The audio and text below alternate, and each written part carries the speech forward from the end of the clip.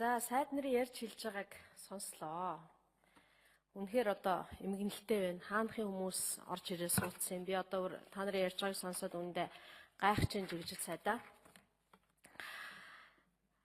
Энэ эднэр бол яах вэ? Би бол яах вэ? Хүний лоо өрчт бол яах вэ гэж бодож байгаа ойлгомжтой. Би энэ өөрийнхөө лоо өрчтийг хараад ургуурээд байгаа. Жигжил сайд хэд хэдэн асуудал оруулж ирж байна. Ерөөсөө дандаа Монголын төрийн эсрэг, Монголын ард түмний эсрэг энэ баялагийг бусдад өгөхийн төлөө ийм хуулиуд орж ирээд хуулиар бамбаа хийгээд байгаа. Хуулийг өөрчлөхөд ирэх бидэнд бий Монголын төрд бий. Та энэ бололцоогоо ашиглахгүй хуульд хашигдж байгаа нэрээр бусдын эрх ашигыг хамгаалж байгаа чинь үнэхээр игдэн үргэж байна. Төрд эндүү сул байна л да. Бид нар бүх нэг компанид сентяраа зориулж хэд хэдэн хуулиа өөрчлөө. Ашигт малтмлын хуульд өөрчлөлт оруулаа. Алтныхаа роялтыг багасгалаа. Алтны роялт 2.5% болгосон одоо тусгай төлбөрөөр 3-ыг авах юм байна. Ингээд 5.5-ыг л авах юм байна. Гэтэл бид нар зөвхөн роялтыгаа авахт л 5% одоо ашиг роялт авахар байсан. Тэгээ эзэмшлийн хувийг бол байхгүй болгочихж байгаа байхгүй та нар оруулж ирж байгаа энүүгээрээ. Нэгдүгээрт энэ ордод гадаадын хөрөнгө оруулалт ямар шаардлага байхгүй. Монгол хүн энэ алт олборлохыг бол нинжа хүртэл олборлоод байна. Гүний уурхаад нэг тэслэгээ явуулдаг юм байна. Чулуулга ачаад баяжуулах үйлдвэрт нь аваачна. Нинжа нарын багш насныг арай том бутлуур ашиглах юм байна. Цянитаар ангижруулад ингээл алтаа гаргаж аавна. Монгол хүний чаддаггүй ямар технологиг, ямар ур чадвар тэнд ашиглагдах гэж байгаа юм бэ? Та энийг хэлж өгөөч.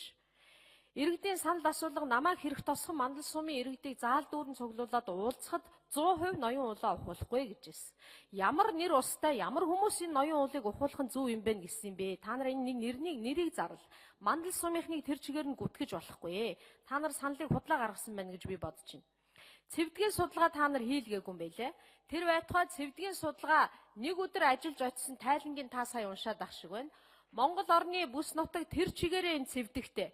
Зөвхөн говийн бүсээс хойш энэ цүлжилтийг хазаарлаж байгаа энэ цэвдгийн бүс бол Монгол орны хойд хэсэг тэр аяараа юм байна. Энийг надад цэвдэг судлаачид гаргаж өгсөн.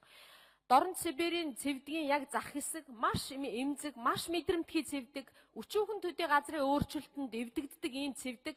Энэнд манай ноён уулын хүннүүгийн булш байгаа. Тийм ч учраас тэгж гүн 6-7 давхар байшин шиг энэ эмзэг цэвдгийг мэдэрсэн учраас тэгж гүн цэвдэгт оруулж хадгалсан байхаа.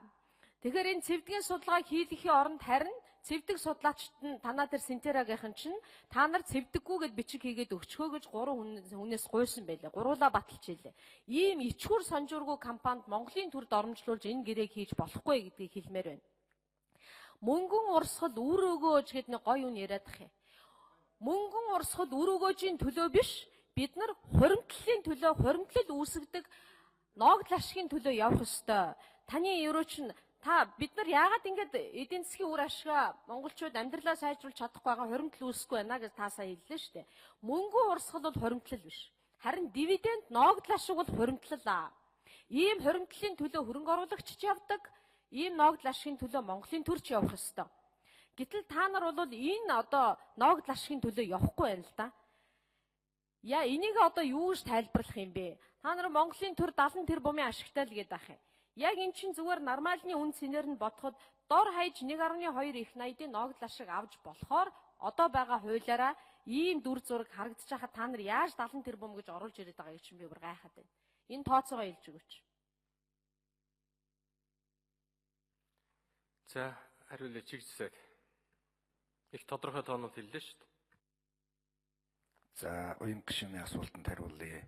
За тэр сүүлийн эдийн засгийн навьчлсан тооцооны хувьд бол манай Тэмүүлэн дэд сайд тодорхой хариулт өгнө. За миний хувьд дөрвийн 2 асуултанд нь хариулъя. За энэ ордыг ашиглах заавал гадны хөрөнгө оруулалттай компаниар ашиглуулах ямар хэрэгцээ шаардлага байгаа юм бэ? Монголчууд яагаад чаддгүй юм бэ гэдэг асуудал байна. За энэ асуултын хувьд бол юуны өмнө энэ ордын тусгай зөвшөөрөл эзэмшигч нь гадны компани байгаа. Тэгэхээр нэгэнтийн тусгай зөвшөөрлийг нь төрөөс олгогдсон болохоор одоо энийг нь одоо хүндэтгэхээс арга байхгүй.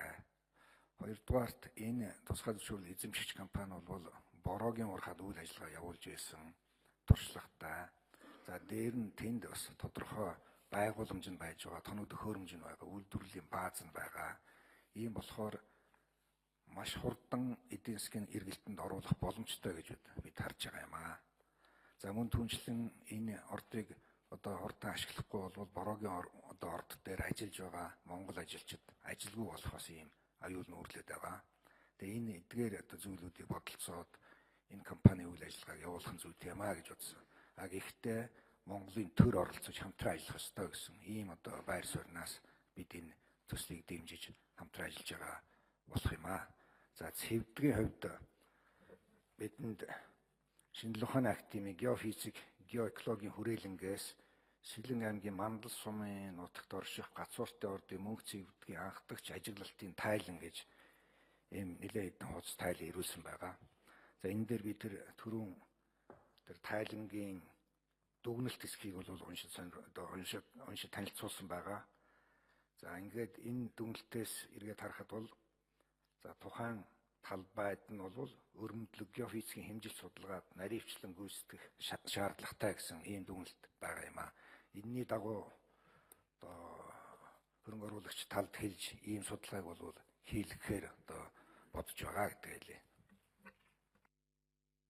За Тэмүүлэн дэс.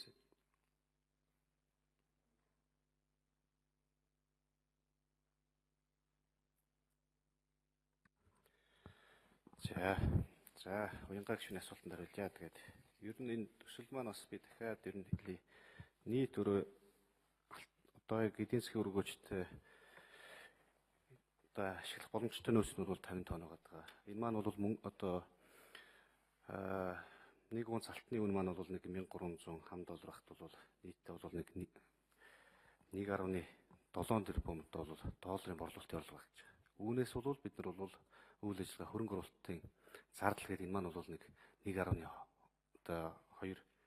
тэрбум доллар бол угаасаа хасагтаж явна. Эргээгээд бол бусад одоо үлдсэн юунаас бол бид нэр татвараа авна. Дээрээс нь бол одоо бусад одоо хөрөнгө оруулагч тал маань бол ингээд ногдол ашиг аваад явах ийм л эдийн засгийн тооцоо юу гарч. Засгийн газрын байр суурь бол ер нь бол энэ богино хугацааны 10 жилийн ийм төсөл дээр бол хувь эзэмших нь бол нэг талаасаа үр ашиг багтай. Эрсдэлтэй ийм хөлбөр юм а гэдэг үднээсээ бид нар бол энэ хөлбөрөөс бол татгалзаж байгаа. Хэрэг зүгээр хувь эзэмшсэн тохиолдолд бол таны ярьдаг энэ 70 тэрбум одоо төгрөгийн ногдол ашиг л ногдохоор байна. Эргээгээд энэ маань бол төслийн 7-8 дахь жилээс аавна. Эргээгээд энэ дүн маань бол өшөө доош буурах гэдэг юм уу тийм эрсдэлтэй байж болох юм хөлбөр байна гэдэг асуудал байна. Энэ үднээсээ бид нар эргээгээд энийгээ бол ашиг нууцны нөөцлөсний тусгай төлбөрөөр орлуулад явъя. Бидний хувьд бол одоо ингээд явхад бол нийтдээ 13 хүртэлх одоо ашиг нууцны нөөцлөсний тусгай төлбөрийг бол нийт одоо төлбөрийг бол авах юм боломжтой байна гэдэг асуудал байна. За мөнгөн урсгал гэдэг та бас ярьлаа. Ерөнхийдөө бол бас энэ төслийн одоо өргөөжийг бол одоо шууд одоо татвар бид нар бол эдийн засгийн тооцоогоо хийгээд та бүхэнд танилцуулж байгаасан 72-оос 88% гэдэг тооцоо маань бол зөвхөн голлох татвараараа бид нар одоо бол хийсэн тооцоо байдаг. Эдийн засгийнхаа өргөөжийг баталгаажуулах гэдэг үднээс. Дээрээс нь одоо юу гэдэг компани бусад төлөх одоо жижиг татварууд гэдэг юм уу эсвэл одоо 3 дахь шилгээдийн төлөх татварууд дээрээс нь Монголчин цалин гэдээ явах юм бол нийтдээ бол энэ маань нэг ойролцоогоор 600 гаруй сая доллар бол одоо цэвэр одоо бол Монгол улсын төсөвт орохоор одоо иргэдэд цалин байдлаар очихоор юм байгаа. Үүн дээрээс нэмэх нь худалдаа авалтаар бол тэрбум одоо 500 гаруй сая доллар буюу 1.80 төгрөг бол Монгол улсад хийгдэнэ. Мөнгө урсгалаас аваад үзэх юм бол 1.80 төгрөг доллар бол 2.2 буюу доллараар бол 1.1 тэрбум доллар бол Монгол улсад бол ингээд үлднэ гэдэг ийм асуудал байна. Тэгэхээр энэ бол энэ тооцоо талаас бол бид нар бол бас үр ашигтай юм төслөө л гэж харж байгаа. За баярлалаа. Уян гишүүн тодруулъя.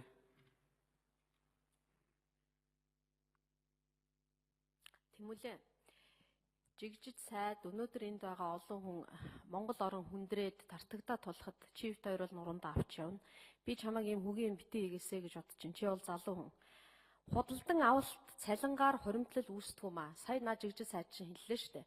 Хуримтлал үүсэхгүй байгаа учраас Монгол улс өрөнд баригдаж өтөнд идэгдээд цалингаа тавьж чадахгүй, тэтгэврээ тавьж чадахгүй болсон юм аа. Хуримтлалыг ногдол ашгаар бий болгодгийг. Мөнгө урсгалаар биш. Өнөөдөр хүний авж байгаа цалин бол хуримтлал бий болохгүй. Хөөхий тэр хүн амжиргаагаа л залгуулах юм. Яг ийм ордод баяжуулах фабрикэнд барьсан ийм ордод хичнээн хүн ажилтдаг юм бэ. Би уул уурхай эдийн засагчдаар тооцоо хийлгсэн Одоо маш сайн хүн ажилуулахад л одоо 100 хүн ажиллана да. Тэгвэл 1.2 тэрбум долларын үйл ажиллагааны зардал гарна гэдэг нь. Тэгвэл энийг нь бид нар танах ийм үр ашигтай, танаа компани Синтера ийм мөнгө урсгалтай гэж бид нар бас тэднэрт ярьж болох нэ дээ. Өөрөө чинь ярьж байгаагаар бол тэгэхээр ийм хөгийн юм бити яриа. Ингэж За санал байлаа.